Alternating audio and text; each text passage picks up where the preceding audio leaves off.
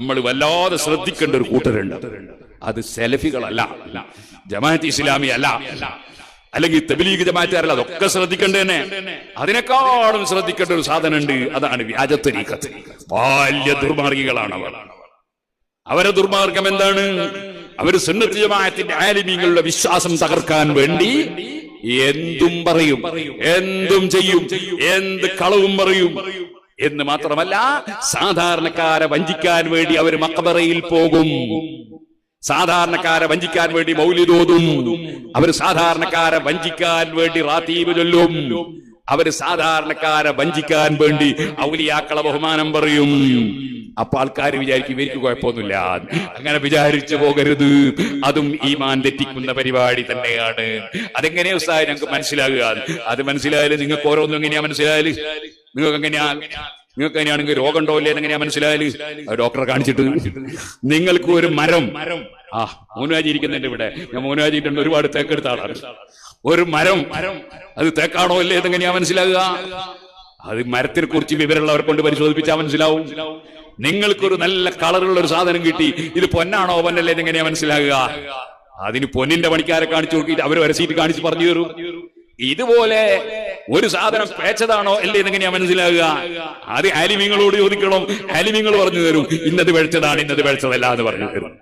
നിങ്ങൾക്ക് മനസ്സിലായില്ലേ? അപ്പൊ ഓരോന്നിനും വിവരമുള്ളവർ പറയുന്നതാണ് കേൾക്കേണ്ടത്, ജാഹിലീങ്ങൾ പറയുന്നതല്ല കേൾക്കേണ്ടത്. നിങ്ങൾ കണ്ടോ ഒരു ബുക്ക്? ഇതൊരു വ്യാജ ത്വരീഖത്തുകാരെ ബുക്കാ. പേര് ഞാൻ പറയൂല. പറയാത്ത എന്താ അറിയോ?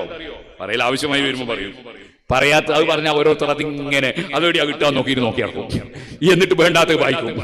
നിങ്ങൾ തന്നെ ഉസ്താദെ വായിച്ചത്? ഞാൻ ഡോക്ടറാ, എനിക്ക് ചിലപ്പോ മലവും പരിശോധിക്കേണ്ടി വരും, മൂത്രവും പരിശോധിക്കേണ്ടി വരും, ചലവും പരിശോധിക്കേണ്ടി വരും, എന്നിട്ട് മരുന്നും കൊടുക്കേണ്ടി വരും. നിങ്ങളെന്തിന് മലം പരിശോധിക്കാൻ പോകണം? നിങ്ങളെന്തിന് മൂത്രം പരിശോധിക്കാൻ പോകണം? എനിക്ക് മരുന്ന് കൊടുക്കണം. അപ്പൊ എനിക്കതൊക്കെ പരിശോധിക്കേണ്ടി വരും. അതുകൊണ്ട് അതൊന്നും നിങ്ങൾ തിരയണ്ട. അതുകൊണ്ടാണ് ഞാൻ പറയാത്തത്. തെരഞ്ഞിട്ട് വിട്ടുകൊണ്ട, നിങ്ങളെ കൈമിൽ നെൽസാക്കണ്ട. നിങ്ങളെ കയ്യോ എന്ന് ചോദിക്കും എന്നോട്. എന്റെ കൈക്ക് ഉറയിട്ടിട്ടുണ്ട്. അങ്ങനെ നെൽസ് പെരളുന്ന കൈയല്ല, മനസ്സിലായില്ലേ? ഞാൻ കൈക്ക് ഉറ സ്വീകരിച്ചിട്ടുണ്ട്. അതിന്റെ പ്രതിരോധ ശക്തിയും അല്ലാഹുവിന്റെ തൗഫീഖ് കൊണ്ട് ഉസ്താദുമാരെ ബർക്കത്ത് കൊണ്ട് കിട്ടിയിട്ടുണ്ട്. അതുകൊണ്ട് നിങ്ങളത് തിരയാൻ പോണ്ട. ഞാൻ പറഞ്ഞു വരുന്നത് നിങ്ങളൊന്ന് മനസ്സിലാക്കാൻ വേണ്ടി, ഒരു ഉദാഹരണത്തിന് വേണ്ടി നിങ്ങൾ മനസ്സിൽ ഇരിക്കട്ടെ എന്ന് വിചാരിച്ച് പറയാണ്. ആളുകൾ പേച്ചിട്ട് പറഞ്ഞ കാര്യമല്ലല്ലോ. സുബ്ഹാനല്ലാഹ്. ഒരാളെ പറ്റി പറയാണ്, അള്ളാഹുവിന്റെ ഇസ്കിനായി 3 വർഷത്തോളം ഏകാന്തവാസം അനുഷ്ഠിച്ചു. അള്ളാഹുവിനെ നേടുന്നതിനായി അദ്ദേഹം ദുനിയാവ് ഉപേക്ഷിച്ചു. പിന്നീട് അള്ളാഹുവിന്റെ നിർദ്ദേശപ്രകാരം തന്നെ ദുനിയാവിലേക്ക് മടങ്ങി വന്നു. പിന്നെ അയാൾ എന്താ ചെയ്ത്? എല്ലാ മതങ്ങളിലെയും ജനങ്ങൾ മസ്ജിദുകളിലേക്കും ഹിന്ദു ക്ഷേത്രത്തിലേക്കും സിഖ് ക്ഷേത്രങ്ങളിലേക്കും ചർച്ചുകളിലേക്കും ആത്മീയ പ്രഭാഷണങ്ങൾക്കായി മഹാനവറുകളെ ക്ഷണിക്കുകയും അദ്ദേഹത്തിൽ നിന്ന് ദിക്റെ ഖൽബ് കരസ്ഥമാക്കുകയും ചെയ്യും. ഇങ്ങനെയുള്ള ഒരാൾ, അയാൾ വിശ്വാസം പഠിപ്പിക്കുന്നത് എന്താണ്? അയാളെ വിശ്വാസത്തിന്റെ ഒറ്റ മോഡൽ മാത്രം ഞാനൊന്ന് കേട്ടോളി. അള്ളാഹു ആത്മാക്കളെ സൃഷ്ടിക്കുവാൻ ഉദ്ദേശിച്ചപ്പോൾ അവൻ പറഞ്ഞു കുൻ ഉണ്ടാവുക. അങ്ങനെ എണ്ണമറ്റ ആത്മാക്കൾ ഉണ്ടായി. അള്ളാഹുവിന്റെ തൊട്ട് മുന്നിൽ, അള്ളാഹ് എന്ത് മുന്ന്, എന്ത് പിന്ന്, എന്ത് വലത്ത്, എന്ത് ഇടത്ത്. ഇത് സെലഫികളെ വിശ്വാസ. എന്ത് അള്ളാഹ് വലത്തുണ്ട്, ഇടത്തുണ്ട്, മുന്നുണ്ട്. അത് തന്നെയാണ് ഈ കള്ളത്തരീഖത്താനും പറയുന്നത്. പറയാണ്, അള്ളാഹുവിന് തൊട്ട് മുമ്പിൽ കാണപ്പെട്ടത് നബിമാരുടെ ആത്മാക്കളായിരുന്നു. രണ്ടാമത്തെ നിരയിൽ ഔലിയാക്കൾ ആത്മാക്കളും, മൂന്നാമത്തെ നിരയിൽ മോമിനീങ്ങൾ ആത്മാക്കളും, അതിന് പിന്നിലായി സാധാരണ ജനങ്ങൾ ആത്മാക്കളും നിലകൊണ്ടു. അള്ളാഹുവിന്റെ അടുക്കൽ നിന്നും ദൂരെയുള്ള വരിയിൽ സ്ത്രീകളുടെ ആത്മാക്കളും, അതിന് പിന്നിൽ മൃഗാത്മാക്കളും, പിന്നെ സസ്യാത്മാക്കളും, പിന്നെ ധാതു ആത്മാക്കളും കാണപ്പെട്ടു. ഇവര് വിചാരിച്ച് ബാലിന്റെ സാസ് പോലെ അള്ളാഹ് ഒരു സാസ് ഉണ്ടാക്കിയിട്ട് പെണ്ണുങ്ങൾ അങ്ങ് ദൂരെ. അള്ളാഹ് എന്ത് ദൂരെ ആ സുഹൃത്തെ? അള്ളാഹുവിനെന്ത് അങ്ങനെ ഒരു ദൂരമുണ്ടോ അള്ളാഹുവിന്?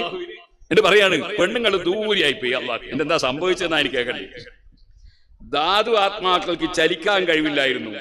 അള്ളാഹുവിന്റെ വലതുവശത്ത് മലക്കുകളും, അള്ളാഹ്ക്ക് വലത്തു കൊടുത്തൊക്കെ സലഫികളെ വാദ. അള്ളാഹുവിന്റെ വലതുവശത്ത് മലക്കുകളും, അതിനെ തുടങ്ങി സ്വർഗീയ സ്ത്രീകളുടെ റൂഹുകളും സ്ഥാനം പിടിച്ചു. അവർക്ക് അള്ളാഹുവിനെ മുഖം കാണുവാൻ കഴിഞ്ഞിരുന്നില്ല. അള്ളാഹ്ക്ക് ഒരു മുഖം, ഇത് മുജാഹിദിന്റെ വാദമാണ്, സലഫിന്റെ വാദമാണ്. അള്ളാഹ്ക്ക് മുഖമുണ്ട്. അങ്ങനെ അള്ളാഹിന്റെ മുഖം കണ്ടില്ലാര് മലക്കുകളും ആ പെണ്ണുങ്ങളൊന്നും അള്ളാഹിന്റെ മുഖം കണ്ടില്ല. ഇവർ പറയാൻ ഇക്കാരണം കൊണ്ട് മലക്കുകൾക്ക് അള്ളാഹുവിനെ കാണുവാൻ കഴിയില്ല. അള്ളാഹുവിന്റെ മുഖം കാണാൻ കഴിയാത്തത് കൊണ്ട് മലക്കുകൾക്ക് അള്ളാഹിനെ കാണാൻ കഴിയൂല. അതിന് പിന്നിലായി ഉണ്ടായിരുന്ന നൂരി മുവക്കിലുകളുടെ ആത്മാക്കളായിരുന്നു. അവർ പിന്നീട് നബിമാരുടെയും ഔലിയാക്കളുടെയും സഹായികളായി ഭൂമിയിൽ വരികയുണ്ടായി.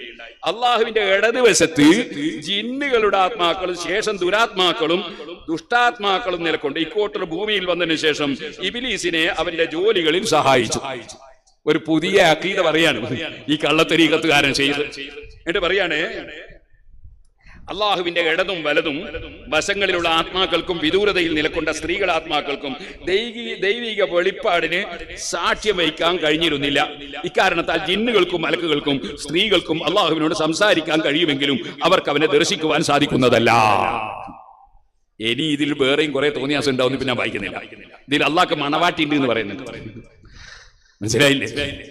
അതുപോലെ കടുത്ത തോന്നിവാസം, പച്ച കുഫ്ർ, ഈമാൻ നഷ്ടപ്പെട്ടു പോകുന്ന കുഫ്ർ. ഇത് തരീഖത്തിന്റെ ശൈഖാണ് പോലും, മുറബിയായ മുർശിദായ ശൈഖാണ് പോലും. ഇങ്ങനെ തരീഖത്തിന്റെ പേരിൽ ഈമാനിൽ നിന്ന് കുഫ്റിലേക്ക് കൊണ്ടുപോകുന്ന ധാരാളം കക്ഷികളുണ്ട്. അങ്ങനത്തെ കക്ഷികളാണ് റാഫിലത്തിനെ പിന്തുടർന്നവരാണ് അവർ. റാഫിലത്തിന് ടീം ഉണ്ടായിരുന്നു. അബൂബക്കറുല്ലാഹിന്റെ പഴിച്ചുപോയി, ഉമറുല്ലാഹിന്റെ പഴിച്ചുപോയി, ഇതൊക്കെ പറഞ്ഞവരാണവർ. ആ റാഫിലത്തിനെ പിന്തുടർന്നവരാണവർ. ആ റാഫിലത്താണ് അള്ളാഹ് കയ്യും കാലും വലത്തു എടുത്തൊക്കെ ഉണ്ട് എന്ന് പറഞ്ഞത്. അതാണ് സലഫികളും പിന്തുടർന്നത്. ആ റാഫിലത്തിൽപ്പെട്ട ഒരു ടീമാണ് മുമ്പ് പറഞ്ഞിരുന്നത്. എന്ത്? ഞാൻ ഇവിടെ വെച്ചൊരിക്കലത് പറഞ്ഞിരുന്നു. എന്ത് പറഞ്ഞു? അലി ഇബ്നു അബീ ത്വാലിബ് റളിയല്ലാഹു അൻഹുവിന് ലോകത്തിന്റെ മുഴുവൻ നിയന്ത്രണങ്ങളും അല്ലാഹ് ഏൽപ്പിച്ചു കൊടുത്തു. ഫഹുവൽ ഖാലിഖുസ് സാനി. അലി ഇബ്നു അബീ ത്വാലിബ് രണ്ടാം പടച്ചവനാണ്. അതന്നെയാണ് വ്യാജത്വരീഖത്തുകാരൻ കേരളത്തിൽ പാടിയത്. ആരാ നിങ്ങളെ പടച്ചോന്, മടവൂര് ഞങ്ങളെ പടച്ചോനാണ്. ഇതൊക്കെ പിഴച്ച് പിഴച്ച് നരകത്തിലേക്ക് ജനങ്ങളെ നയിക്കുന്ന വ്യാജത്വരീഖത്തുകളാണ്. അതിലും എന്റെ മുസ്ലിമീങ്ങൾ പെട്ടുപോയാൽ അതാ നിങ്ങളെ ഈമാൻ പോയി പോകും കേട്ടോ. ഈ കക്ഷികൾ പറയുന്നത് നിങ്ങൾ ഏത് മതമായാലും തരക്കേടില്ല, അതേ സമയത്ത് ദിക്റുൽ ഖൽബുണ്ടായാ മതി എന്നാണ്. ഈ എന്താണ് ദിക്റുൽ ഖൽബ്?